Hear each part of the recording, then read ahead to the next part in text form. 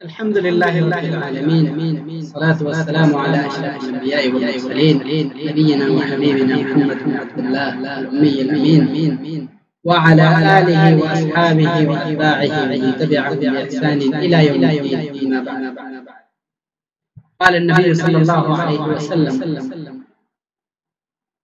أحب الناس إلى الله أنفعهم للناس.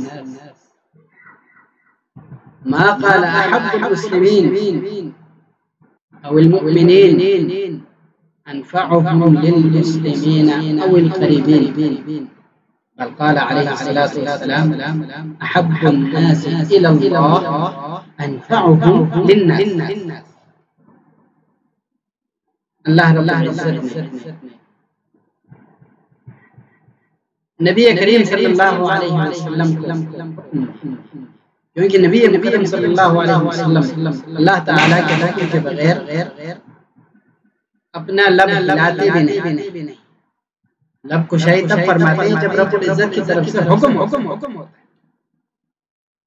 پیارے حبیب محمد مصطفیٰ صلی اللہ علیہ وسلم ارشاد فرماتے ہیں اس حدیث مبارکہ میں کہ احب الناس الی اللہ، اللہ تعالیٰ کے نزدیک محبوب ترین لوگوں میں سے وہ بندہ ہے، سب سے پسندیدہ بندہ اپنے بندوں میں، لوگوں میں سے پسندیدہ لوگ وہ لوگ ہیں انفعهم للناس، جو زیادہ فائدہ پہنچاتے ہیں. جتنا زیادہ فائدہ پہنچاتے ہیں اتنا زیادہ اللہ تعالیٰ محبوب پسندیدہ.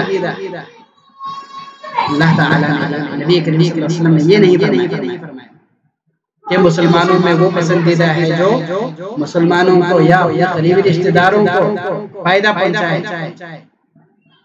نہیں، احب الناس الی اللہ، لوگوں میں سب سے محبوب ترین اللہ تعالیٰ کے نزدیک وہ ہے جو انفعهم للناس، جس کے ذریعے سے لوگوں کو زیادہ فائدہ پہنچتا ہے.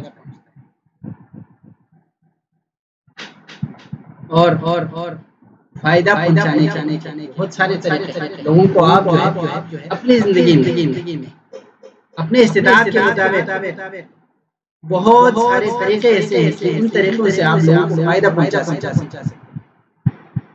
ان میں سے ایک آپ کے معاشرے میں جتنی حیثیت ہے، آپ کے ہاتھ میں عہدہ ہے، مقام ہے، مرتبہ ہے،